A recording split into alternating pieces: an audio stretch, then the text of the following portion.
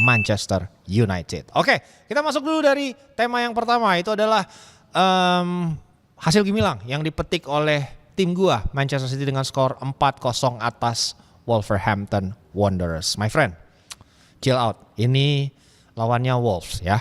Jadi tidak usah euforia yang terlalu berlebihan gitu kan. Karena expected gitu kan untuk lawan seperti Wolves ya harusnya memang 3 poin itu harusnya dimenangkan gitu. Nah setelah pertandingan selesai tentu dengan hasil yang convincing ini Pep Guardiola kembali memberikan sebuah sindiran kepada Hugo Viana untuk segera mentrim skuadnya sesegera mungkin. Jadi Pep bilang kami punya terlalu banyak pemain, hari ini kami tampil tanpa Rodri, Foden, Kovacic, Savinho dan Ederson.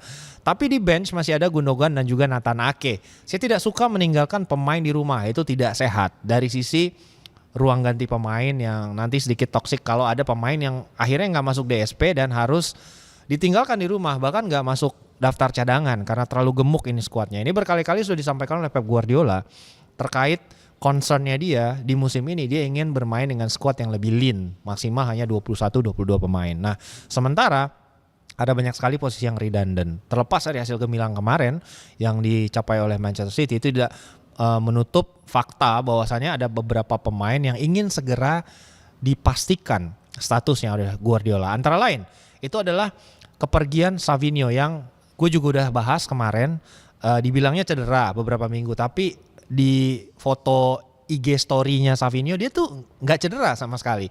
Dan juga terkait penawaran resmi yang sudah dilempar oleh Galatasaray untuk seorang Ederson. Nah, 2 departure ini itu bisa menjawab concern dari seorang Pep Guardiola terkait seperti apa dia ingin skuadnya itu lebih trim gitu. Nah uang yang bisa dihasilkan dari penjualan kedua pemain ini plus beberapa pemain yang sudah dilepas seperti James McAtee, kemudian juga ada pemain yang lain, itu bisa diinvestasikan untuk mendatangkan seorang Rodrigo yang memasuki 2 minggu menjelang penutupan bursa transfer emang menjadi salah satu nama yang paling hot diincar oleh beberapa tim yang ada di Liga Inggris saat ini. Dan terakhir juga ada nama Rico Lewis yang sedang ditawar oleh Nottingham Forest untuk bisa diakuisisi. Memang kemarin dia juga menjadi starting 11 ketika melawan Wolves, tapi penampilannya tidak benar-benar convincing secara defensif dan ini juga sudah berlarut-larut sejak musim kemarin. Mungkin dengan dilepasnya Rico Lewis akan ada reinforcement yang bisa dicari atau Kusanov yang akan mengoccupy sisi back kanan secara permanen. Oke, berikutnya kita akan bahas tentang performa gemilang dari seorang Tierney Reinders, pemain berdarah keturunan Indonesia yang di debutnya di Premier League itu mainnya ugal-ugalan my friend. Jadi